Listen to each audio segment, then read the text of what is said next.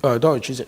兩點啦，我諗第一樣嘢，如果今天大家好多同事都提到呢，即係你個罰則停車位個供求失衡嗰個問題，我自己嘅睇法呢，就係你點樣調都好呢，呢個係源於呢承接咗多年以嚟呢喺個相關嘅交通政策上邊呢個擺動同埋失誤，即係話一方面你冇積極去控制個汽車增長量，另外一方面曾經好長嘅時間呢係壓抑咗個停車位個興建。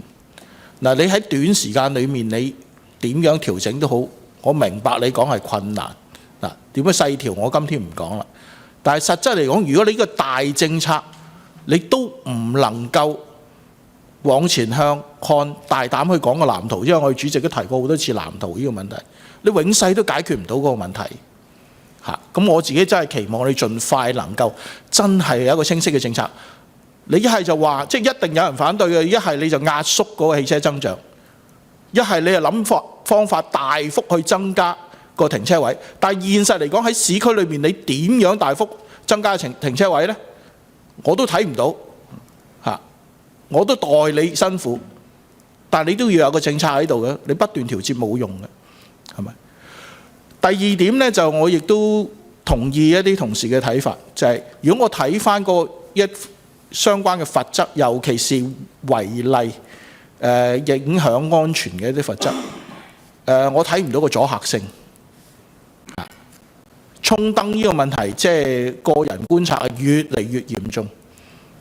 頭先盧偉國議員都講咗，喺呢啲咁嘅情況底下，點解要微調？即係我真係當你微調。頭先副局開場白都講到啦，相關嘅傷亡數字係飆升得好緊要。咁點解呢啲唔大幅大手大腳去俾一個好清晰嘅信息呢？就兩點咧，多謝主席。好，請副局回應。嗱，就嗰個泊車位問題就都有好多委員都提出咗啦嚇。咁我哋就正如主席講，我哋翻去再諗一諗，然後就再覆一覆個委員會。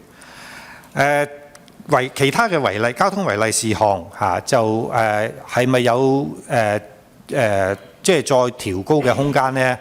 而家我哋嗰啲違例事項咧，我哋建議嘅加幅咧已經係50%㗎啦，即係都其實都唔細㗎啦。咁即係有冇一個別嗰啲事項，即係話應該再重啲嘅話咧，咁我哋再翻嚟睇一睇啊嚇。好。